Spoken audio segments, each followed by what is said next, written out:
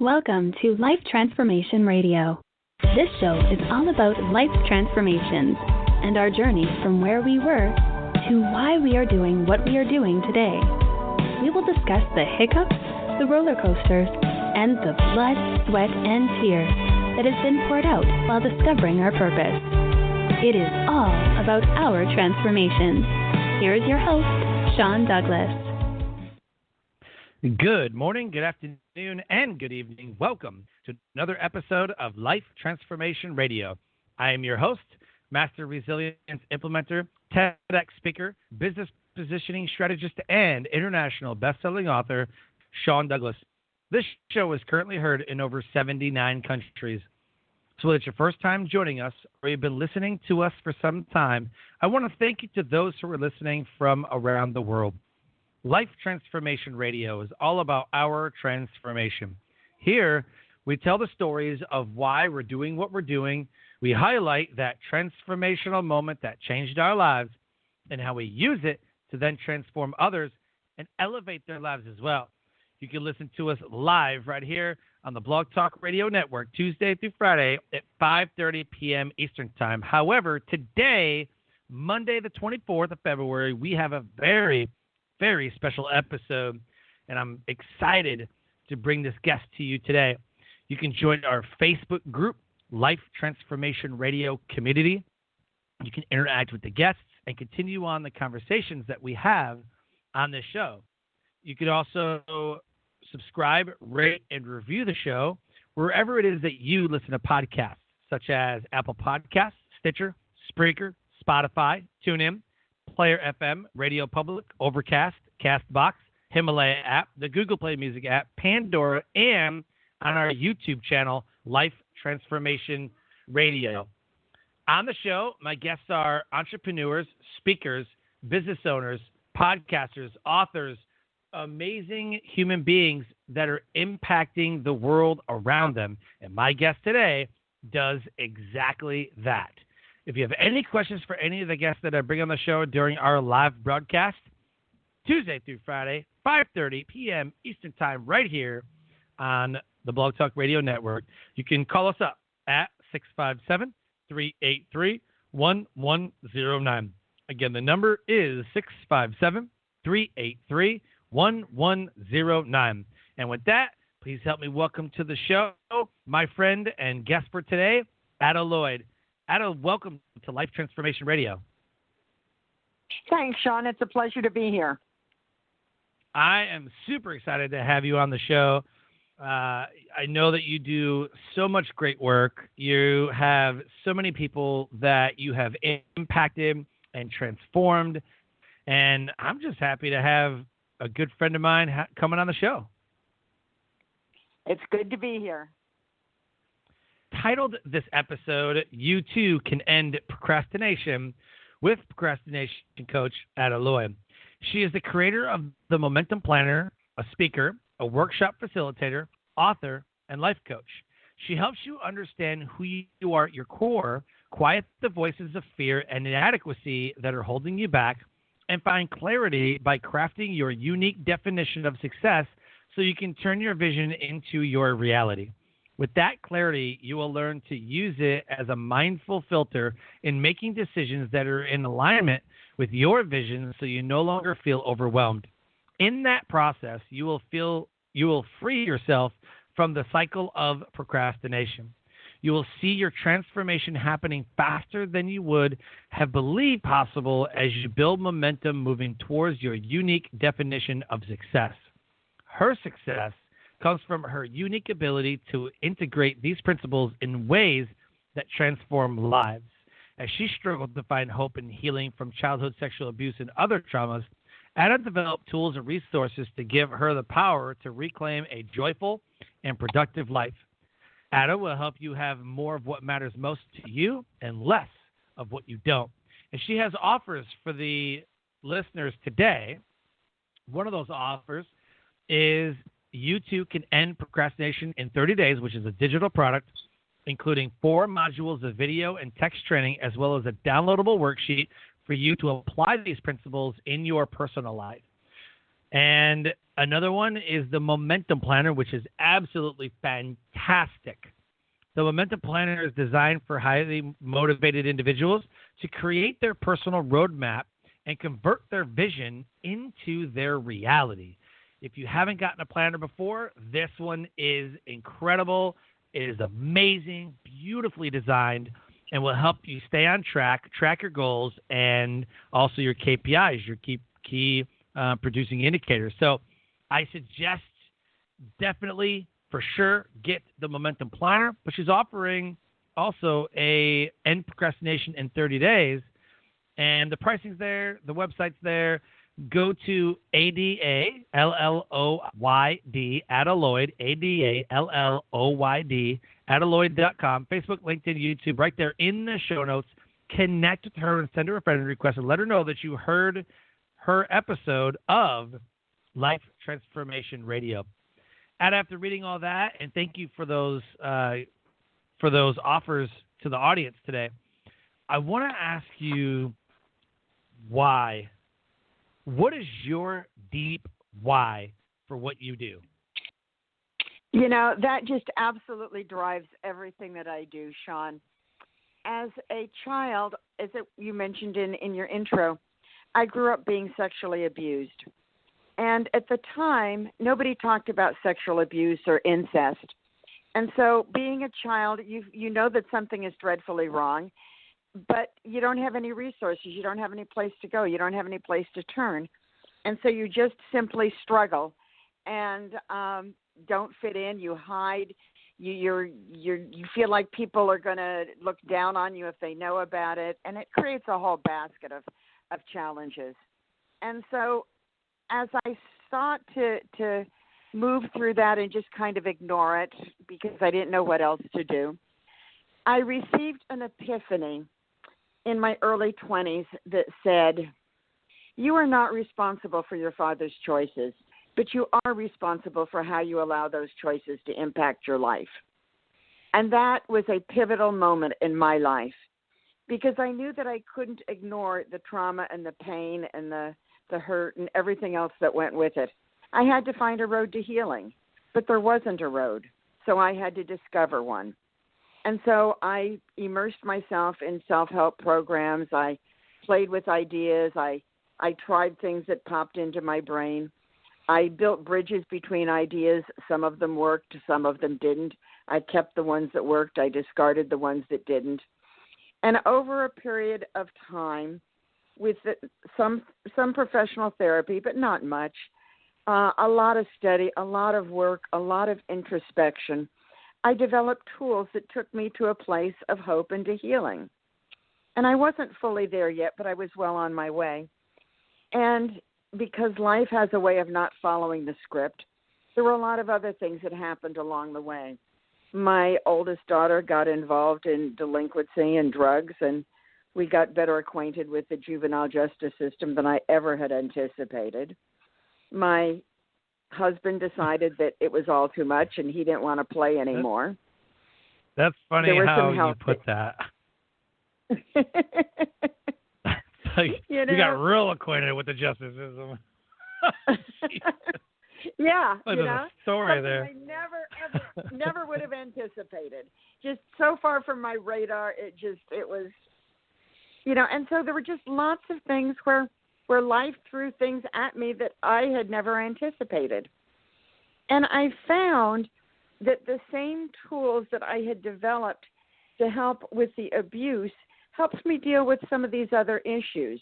As I began to work with them and refine them, I had an experience about 30 years ago where I was invited to speak in front of a group that, and the subject I was given was that I seemed to handle stress better than most people did, and I seemed to have more of it in my life than most people did. So how did I do it?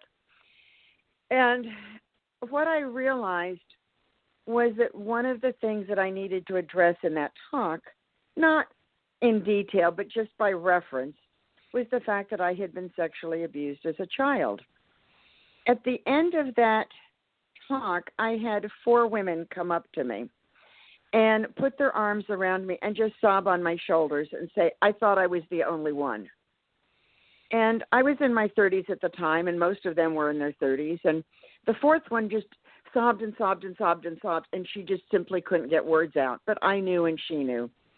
And that was the day when I began to understand that by shedding the light of day on some of the trauma that we've experienced as children, that's the first step towards healing, and accepting that these are things that we did not choose. These are things that we were subjected to.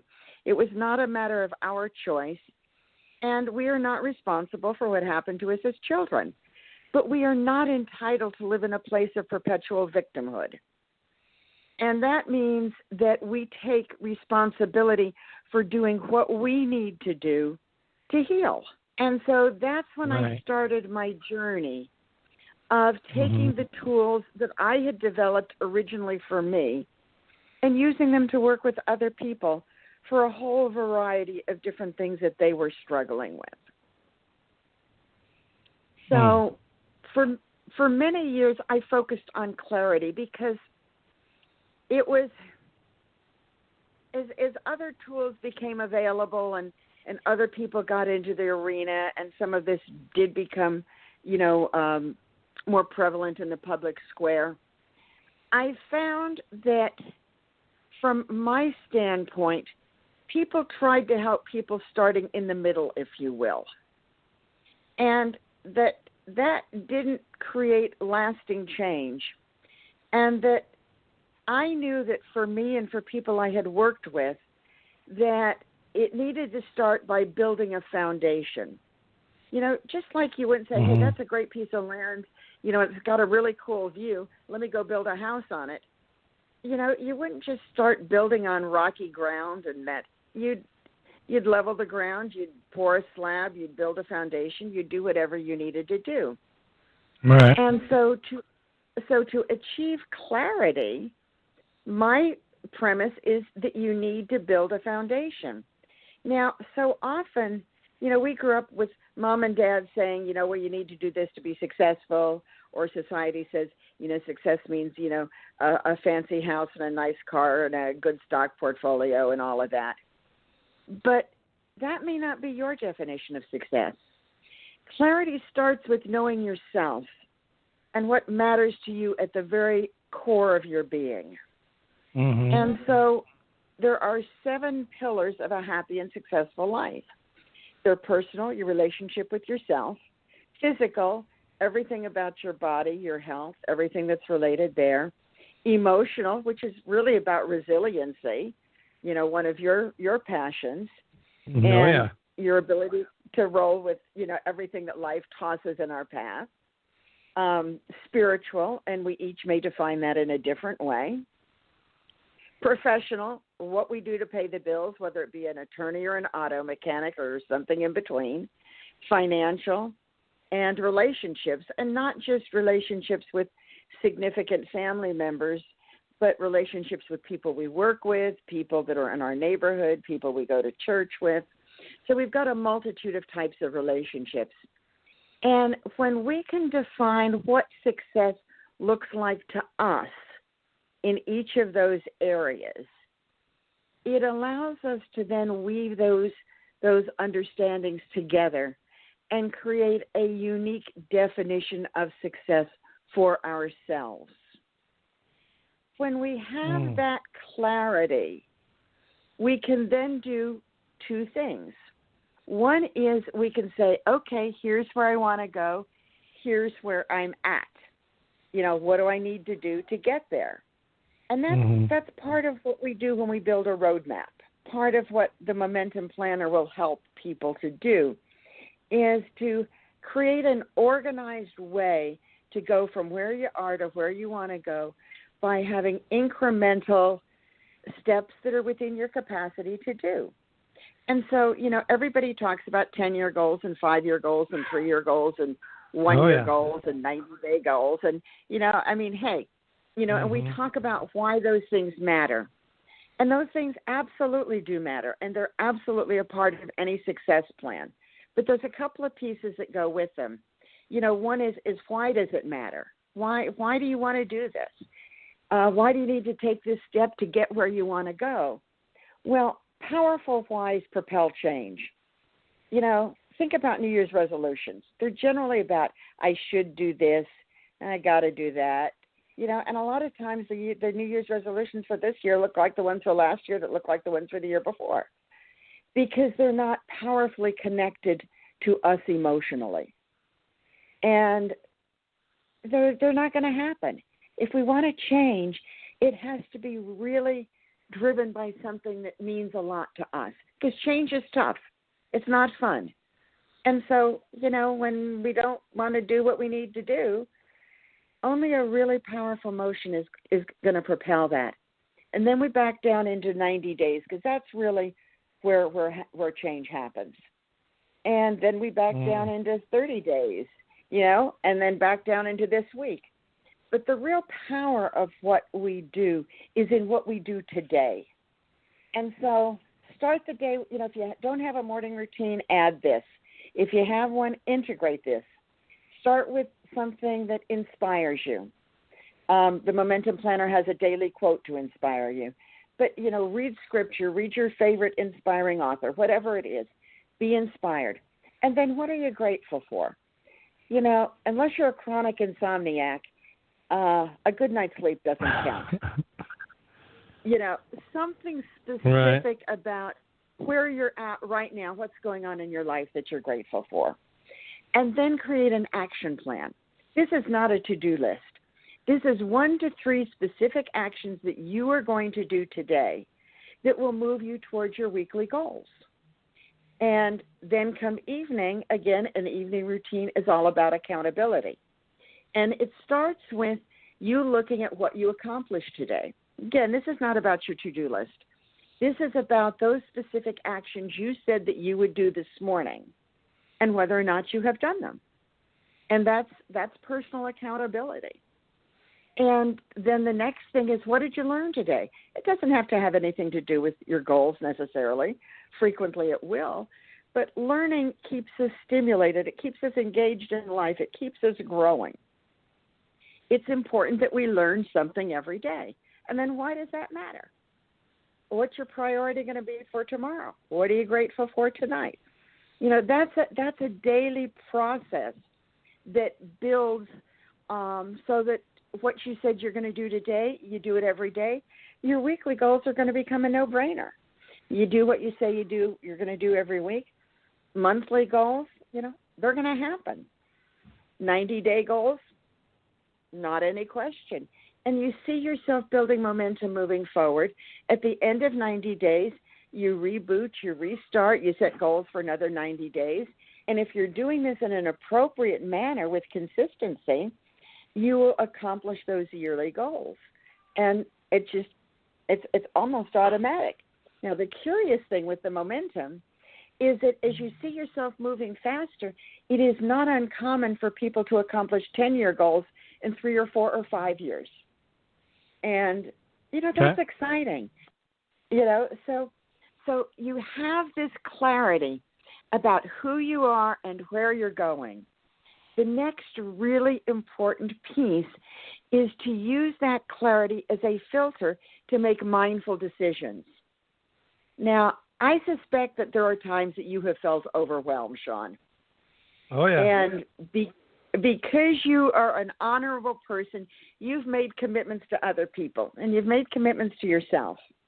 But like the rest of us, there are too many times for most of us where because we're honorable and because we're overcommitted, we're going to keep our commitments to other people, and our stuff is going to get shoved on the back burner. And that's not a way to create the life that you're trying to create for yourself. We all have limited resources of time, energy, and money.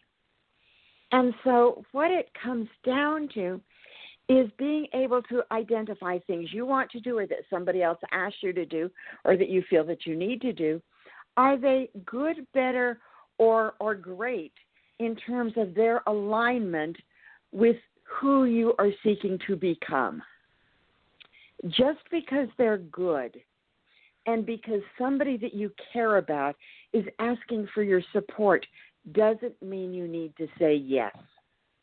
That's a tough concept for people to get because we're programmed to say yes, especially if it's for something that's good for somebody that we care about. But here's the reality. When we say yes to good, we put ourselves in a position where we can't say yes to great. Now, the difference between good and great is how it is in alignment with us and our values and our passions and where we're seeking to go. If you ask me to do something that is great for you, but it's only good for me, if I say yes, 2 or 3 things are going to happen. One, because I don't have the same passion about it that you do, I will not give you what somebody could give you who shared your passion. So in that respect, by asking me to do it rather than finding somebody who shares your passion, you're cheating yourself and what you're passionate about, because I can't give to it what somebody else could, as much as I might want to. And I'm cheating myself and the people I influence because the time I'm spending doing that, the resources I'm investing in doing that, are taking away from where I can be great. And where I can be great will have more impact on my life. It will have more impact on the life of everybody I touch. It will have more impact on the world. And so as we learn to use that filter to determine whether something is good or great for us, really eliminates the overwhelm burden because we're not saying yes to all of this good stuff. Now, that's tough on people that we care about. They're accustomed to us saying yes. And there's going to be, a period of adjustment. There's going to be some conversations when suddenly we pop up and we say no. But we can say it in ways where we acknowledge how much we value them and how much we respect what they're doing by saying things like, I can't do that, but I can do this. Or I'd love to be able to help you with that, but I'm not in a position to do so right now. These are kind, professional, honest, honorable ways to handle it. And sometimes it will involve a conversation, and we wind up teaching somebody else. We wind up teaching them to be in alignment with what they are most passionate about. And it's not selfish. It's really the opposite of selfish, because what we're doing is we're focusing our limited resources on where we can make the greatest contribution. So, the cycle of procrastination really is a cycle. And it comes from 3 things. It comes from fear, it comes from lack of clarity, and it comes from feelings of being overwhelmed. Fear frequently comes from lack of clarity and sometimes from being overwhelmed. And there are some other issues around fear, but the other 2, there's a real tight, connection between them. And so when we break that connection by having clarity and by being mindful in how we use that clarity to move past overwhelm, in a lot of ways, we have already broken the cycle of procrastination. Somebody will say, well, you won't have a problem with procrastination if you do this and this and this and this. And there are great tools out there. And I talk about some of those tools. But this is the underpinning that makes it all work. And that's why what I do tends to be unique. Got it. So I'm sure you weren't always this way, though. I'm sure it took you a long time to learn all this, apply all this, and right. So quickly talk about that transformational moment. That's why. Talk about briefly, just kind of quickly go over what was that transformational moment for you. You kind of touched on it a little bit, that you realized that I cannot stay in the same space. I cannot stay in this victimhood. I cannot stay where I am right now. But briefly cover that. What was that transformational moment that changed your life? It really started in a way before that, because I grew up in New York City, and I remember standing on a subway platform when I was 12 years old, and I was waiting for the train to come, and at this particular station, it would come around a curve, and so you would see the lights reflected off of the tiles, and you would hear the train, rattling against the track before you ever saw the train coming into the station. And as that was happening, all I could think of was I going to jump in front of the train? Because I was in so much pain, I didn't want to live. And obviously I made the choice not to do that, for which I'm grateful. I made the choice to figure out a socially acceptable way to run away, which meant that I left home for college 2,500 miles from home and was on campus 1 month after my 16th birthday. And I knew that life, I had to find a way to make life different, but because I didn't know how to do it, I was procrastinating. I was just trying to push it off and ignore it. Then I had the epiphany. To me, was really a spiritual prompting that I mentioned earlier about the understanding I was not responsible for my father's choices. I was responsible for how I allowed them to impact my life. And then over the years, there were a variety of things. The first time I saw incest addressed in a public forum was Oprah Winfrey did a special many, many years ago called Something About Amelia. And I remember watching that and sobbing through all of it. And somehow, because of spiritual beliefs I hold about the eternal nature of life, I knew that I had a God-given capacity to change. And it was a matter of exploring a road of how I was going to do that. And so it was really line upon line, precept upon precept, which is why when I talk about building a roadmap, I'm so focused on creating small incremental steps, because that's what I was doing without even thinking about it. And one of the tools that I developed during that time was what I call the yellow pad strategy. And what that is you've got something that's bothering you. Why am I angry? Write it at the top of a yellow pad and just start doing a brain dump. The first 3 or 4 things that come out, you're going to go, oh, that's stupid. You're going to want to edit them. Don't. Write them down. Someplace generally around 4, 5, or 6, the back of your brain will go bingo, and you know that's what it is. Then you can write about that. Don't edit it. Just dump everything that comes out, whether it's a half a page or whether it's 10 pages, whether it's 15 minutes, whether it's 3 hours. Just do it. When you're done, you're going to be emotionally exhausted. Go take a nap, go to bed, do whatever. Come back and look at it the next day, and then you have something you can work with. I found that doing that gave me great insight about what I was experiencing. And one of the pivotal things in that process that I achieved from that, probably the first big thing I achieved from that, was the recognition that I viewed my father's choices as the ultimate rejection of his paternal role. My mother's denial of that, the ultimate rejection of her maternal role.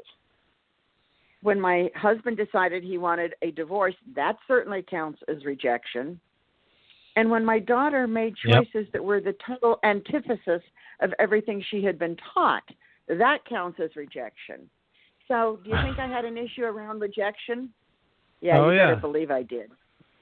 Yep. And so what I found is that something that, an example.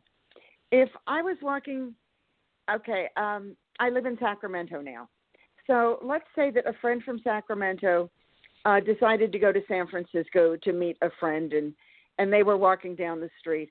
And I went to San Francisco, and they didn't know I was going to San Francisco, and I was walking down the street in the other direction, and they were busy in conversation.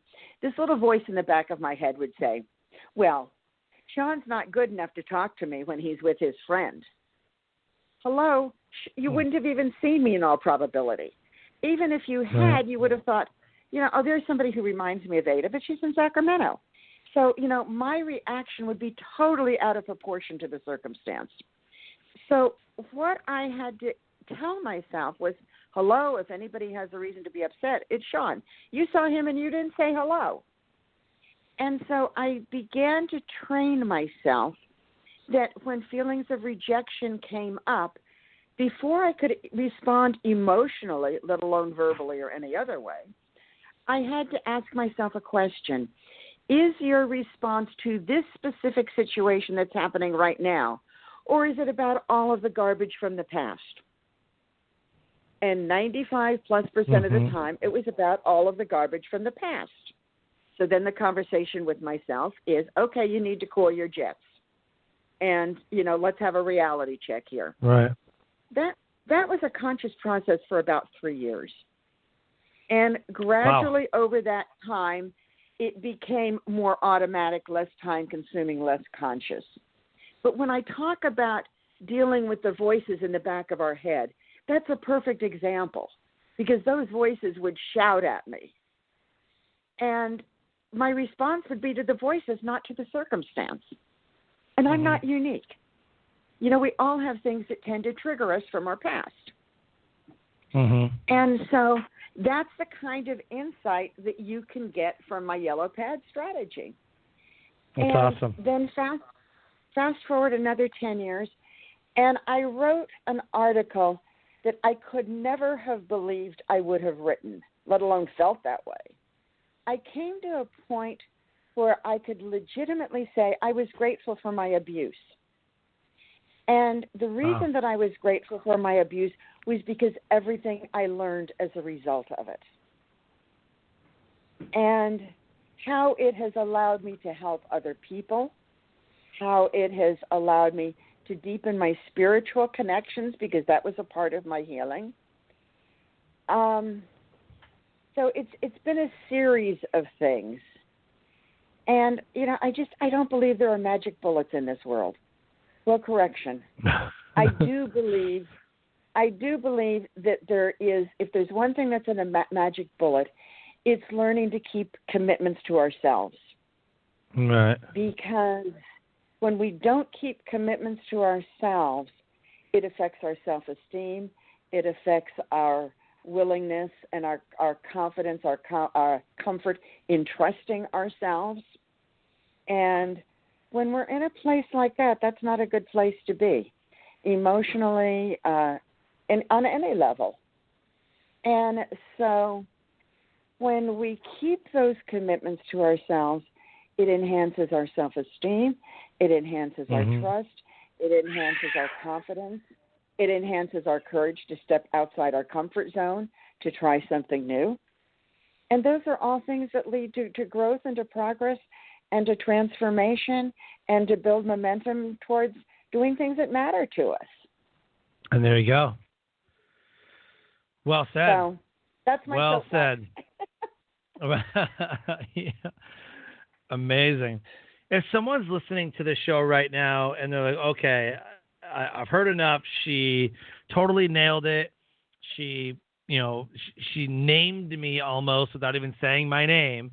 What's the best way for someone to work with you? Is go to my website and fill out the contact page, adalloyd.com. But one of the things they'll find on my website is they can download a free some summaries of things about clarity plus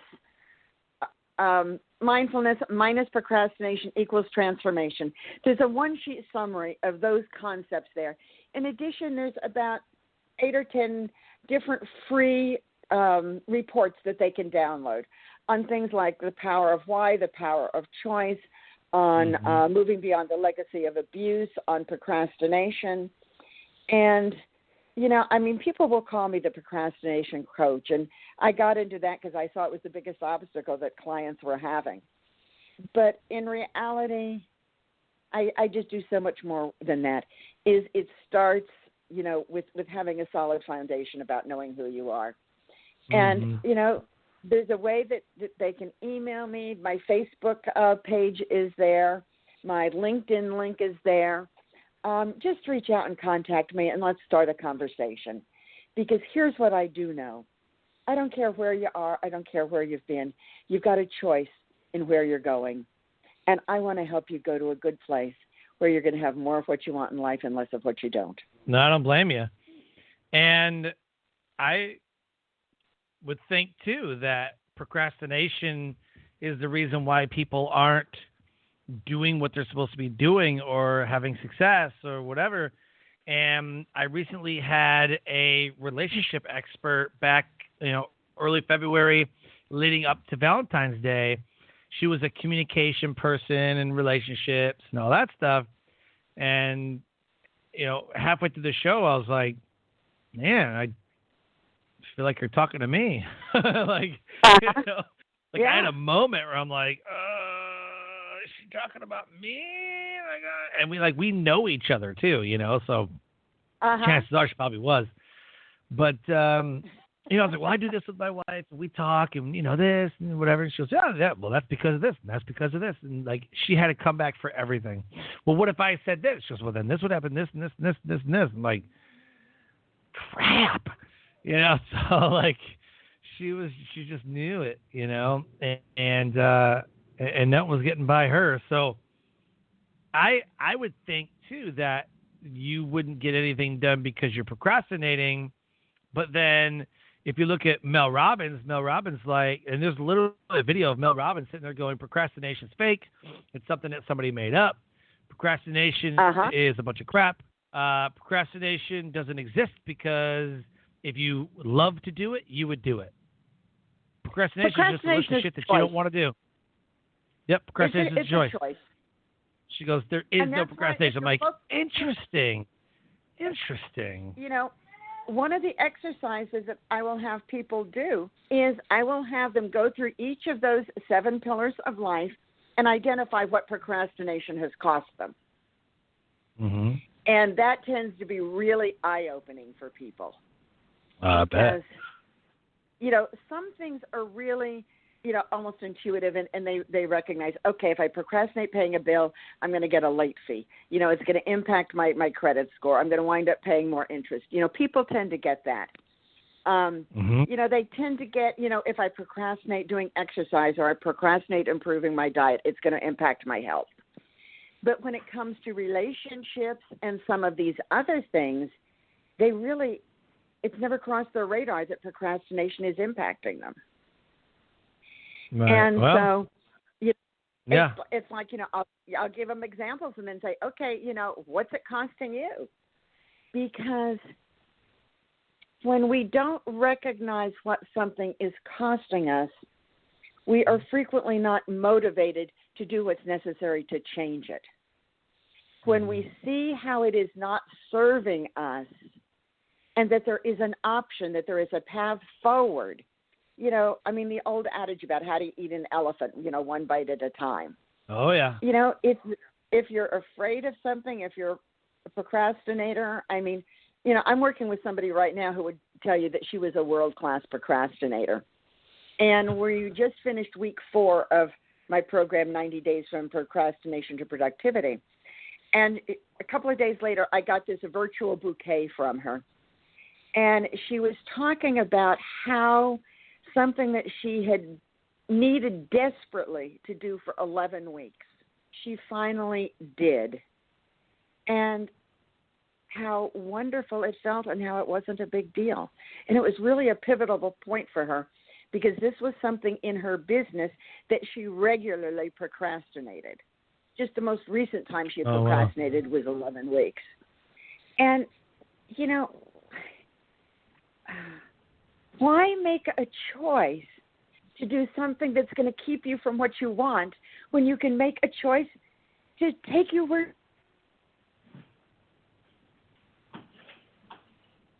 take you towards that dream, take you towards something you want to achieve, take you towards something you want to do. Right. We all have dreams. Yep. We all have things that we hold out there that we want to have. But what's fun is achieving dreams and then dreaming new dreams and going for them. Not just keeping the same dream because we haven't had the energy or the courage or whatever to really go for it, because procrastination has us stuck. Because rationalization has us stuck. It's a choice. Absolutely. So as we start to close the show, I always give a takeaway for the audience. So if they don't listen to anything else that we talked about today, or that you were saying about the procrastination and why you do what you do, what is your message to the listeners? What is the one takeaway to take away from the show? Is that if they get clarity and they use it mindfully to make good choices in their lives so they don't wind up being overwhelmed, procrastination will in large measure almost disappear on its own, and they will see momentum coming as they see transformation happening in their life. And the magic bullet to keep them on track is to make and keep commitments to themselves that are focused on that clarity. Wow, I love that. Wow, that's amazing. That's a really good takeaway, as a matter of fact, and I kind of felt something there. This is worth going back to listen to. like that kind of hit me, right? I mean, that's why I do the takeaways. I'm like, yes, oh, yes, perfect, absolutely. If there's one thing that I would like to have, your listeners hold on to, that is the peace. I love it. Anna, thank you so much for coming on the show. Absolutely amazing guest. You threw out so much value in this episode. I'm sure the listeners will be very grateful. And thank you for those offers as well. My pleasure. I appreciate the opportunity to share some of the things I'm passionate about with your listeners. Well, you definitely seem passionate, and that's why I love having people like you on the show. They're very passionate, very driven, and they just love what they do. And there's no vanity metrics here. You absolutely love what you do. I do. Well, hopefully we will see each other again soon, and I just wish you the best in all of 2020. Thanks so much, Sean. Same for you. Life Transformation Radio listeners, an amazing guest impacting the world around her. If anything resonated with you in our conversation today with Ada, Lloyd, or myself, please send us a message, rate and review the show, connect with her on Facebook, LinkedIn, or YouTube, and send her a friend request letting you know that you heard an episode of her on Life Transformation Radio. And with that, I close the show by saying, live your brand. Find opportunities every day to live out the core values that you hold deep in your heart. And I call this living your brand. So until next episode, live a great life.